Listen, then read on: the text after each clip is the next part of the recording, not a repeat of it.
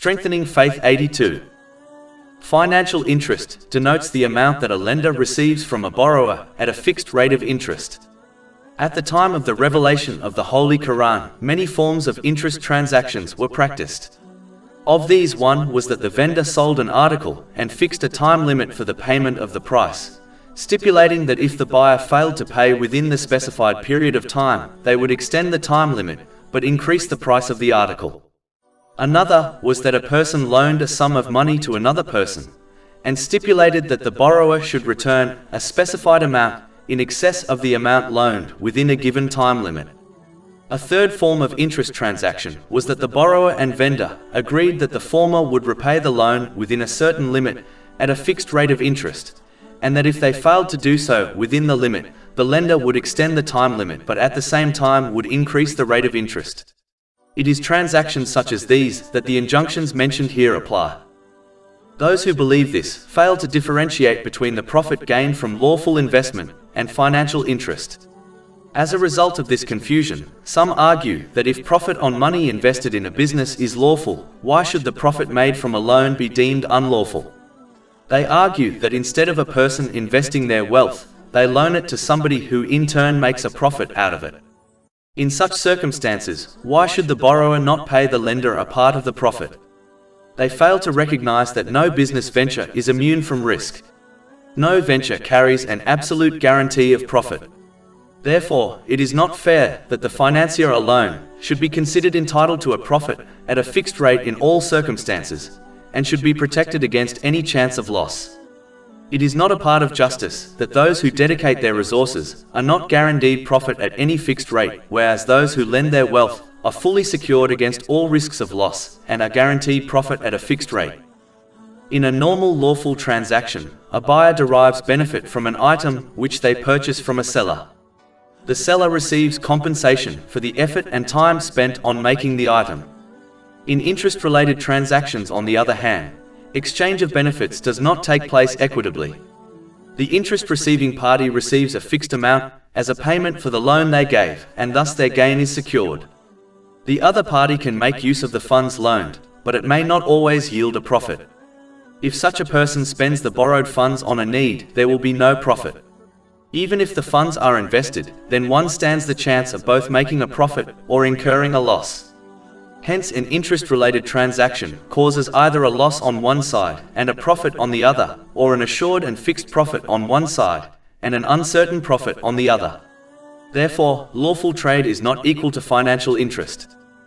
In addition, the burden of interest makes it extremely difficult for borrowers to repay the loan.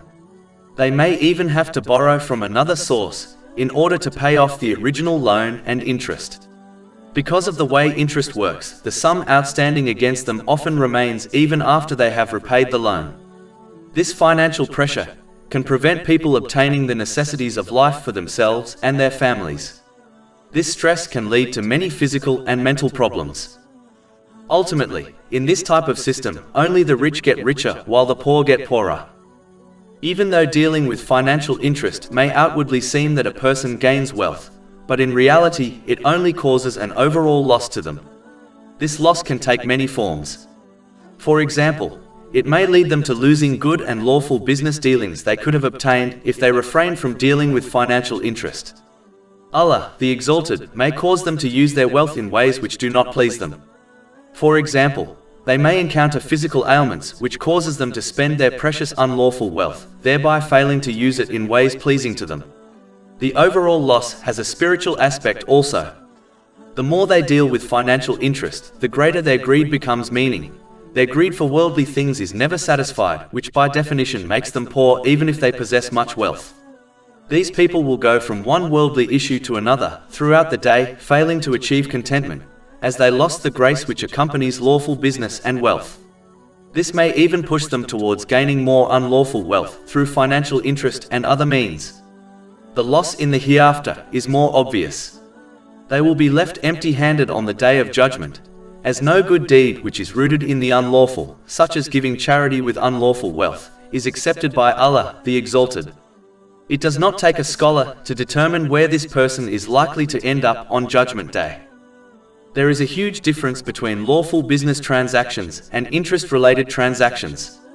The former plays a beneficial role in society, whereas the latter leads to its decline.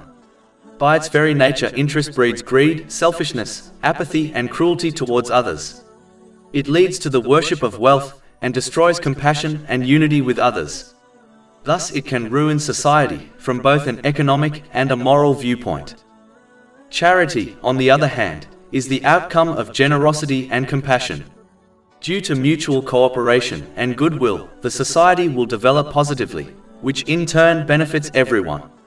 It is obvious that if there is a society whose individuals are selfish in their dealings with one another, in which the interests of the rich are directly opposed to the interests of the common people, that society does not rest on stable foundations. In such a society, instead of love and compassion, there is bound to grow mutual spite and bitterness.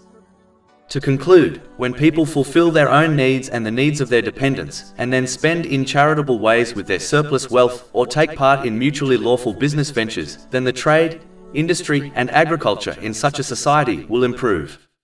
The standard of living within the society will rise and production in it will be much higher than in societies where economic activity is constricted by financial interest. Over 400 free ebooks, audiobooks, infographics, podcasts, and blogs available on our website, www.shakepod.com.